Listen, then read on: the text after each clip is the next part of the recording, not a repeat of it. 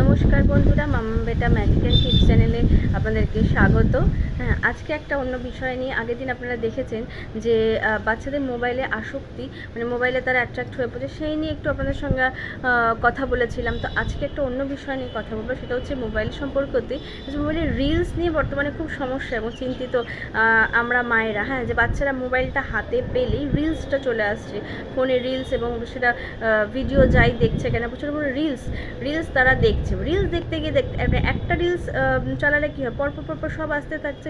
তাতে কী হয়, মানে কন্টিনিউয়াসলি টাইমটা অনেকটা চলে যায়, আর বাচ্চারা রিলসের প্রতি মনোযোগী হয়ে পড়ছে এবং অ্যাট্রাক্টও হয়ে পড়ছে।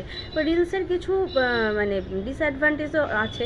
হ্যাঁ, যেমন হচ্ছে রিলস, মানে কোনো একটা জিনিস আমরা যদি অনেকক্ষণ হাতের সামনে যদি স্থিরভাবে দেখি, আমাদের কী হয়, মনটা ধৈর্যশীলতা, মননশীলতা, হ্যাঁ, ধৈর্য সহ্য, এই জিনিসগুলো আমাদের মধ্যে কিন্তু তৈরি হয়, যে ওইটার পরে এটা আস্তে আস্তে আস্তে আস্তে আস্তে হবে। কিন্তু রিলসের বিষয়টা এতটাই ফাস্ট ফরওয়ার্ড চলে যে কিছু চেতনা শক্তি বা আমাদের কল্পনা শক্তি বাড়ার আগেই কিন্তু রিলসটা কিন্তু শেষ হয়ে যায় এবং পরবর্তী রিলসটা চলে আসে। হ্যাঁ, এবং বাচ্চাকে একটা দেখার পর আর একটা দেখার পর আর একটা, এটা কন্টিনিউয়াসলি চলতেই থাকে।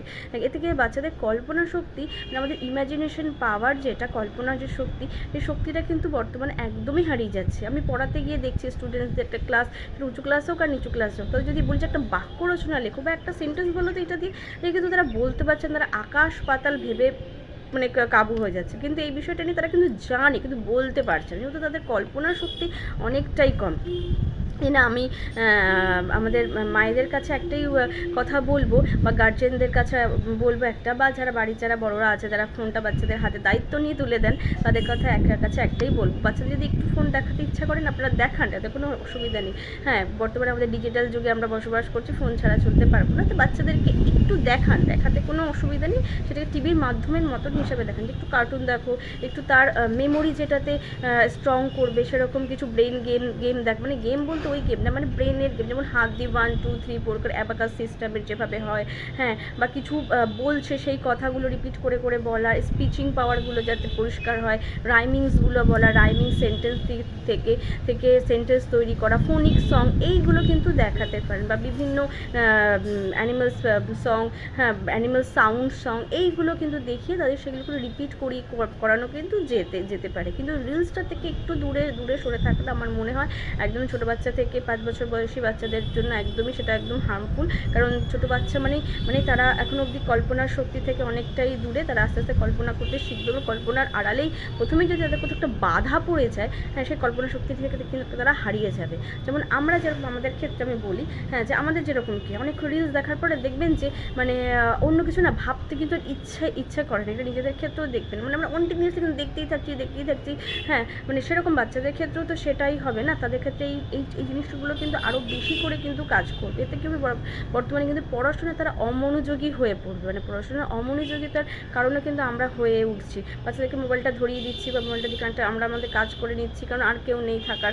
তো বাচ্চাদেরকে নিজেদের বিভিন্ন রকম কাজে তাদেরকে এঙ্গেজ করুন না, তাদেরকে কিছু ট্রিক্স আমি যেমন বলতে পারি, একটু দেশলাই কাঠি, বারুদগুলো ভেঙে দেশলাই কাঠি দিয়ে একটা ঘর বানানো শেখান, একটু পেপার কাটিং শেখান, যে কাঁচিগুলোতে ধার নেই সে কাঁচিগুলোতে দিয়ে হালকা করে তাদের কাটিং শেখান, বা আপনি কাটিং করে দিন, কাটিং দিয়ে তারা কাগজ থেকে বিভিন্ন ধরনের শেপ বানানো শিখুক, কালার করা শিখুক, বিভিন্ন ধরনের যদি পেপার যদি ওয়েস্ট হয়ে থাকে তাহলে নিউজ পেপার বা অন্য কিছু দিয়ে বিভিন্ন ধরনের কাটিংগুলো কেটে সেগুলো কোলাজ বানাতে শিখুক। এটা 3 বছর 4 বছর বাচ্চাদের বয়সের পর থেকে দিয়ে খাতা দিয়ে আঠা দিয়ে তাদেরকে যদি দেওয়ানো যেতে পারে, এটা কিন্তু তাদের বাচ্চাদের অনেকটাই কল্পনার শক্তি। পাহাড়ে যদি একটা আপনাদের বাড়িতে, আমাদের সবাই নিউজ ম্যাগাজিন, খবরের কাগজ ইত্যাদি থেকে থাকে, তো সেখানে কোনো পাহাড়ের ছবি, কোনো বিভিন্ন ধরনের পার্সনের ছবিগুলো কেটে কাটিং করে খাতার মধ্যে লাগানো তাতে কী হবে, বাচ্চারা সেই পার্সনগুলোকে চিনবে এবং সেই পার্সনের সম্পর্কে জানতে তারা ইন্টারেস্ট হবে।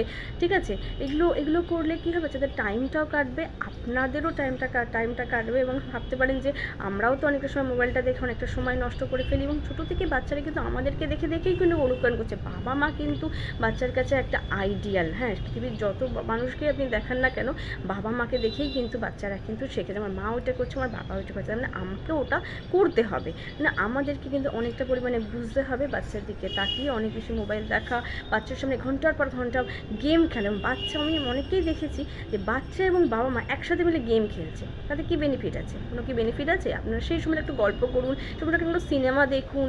হ্যাঁ, সেই সময়টা কোনো একটু ভালো একটা কার্টুন দেখুন বাচ্চার সঙ্গে এনজয় করে, সেখানে প্রকৃতি, নেচার, জীবজন্তু, পশু পাখি নিয়ে বিভিন্ন কথা বলুন।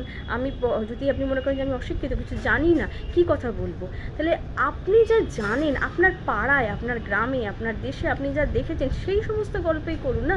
তাতে কি হবে, বাচ্চার অনেকটা পরিমাণে কল্পনা শক্তি বাড়বে এবং বাচ্চা অন্য অন্য বিষয় থেকে আপনাদের মানে আমাদের পারিপার্শ্বিক বিষয় নিয়ে অনেক বেশি চিন্তিত হবে। ঠিক আছে, তো এই বিষয়গুলোকে একটু মাথায় রাখবেন আর চেষ্টা করবেন নিজেদেরকে সচেতন হতে।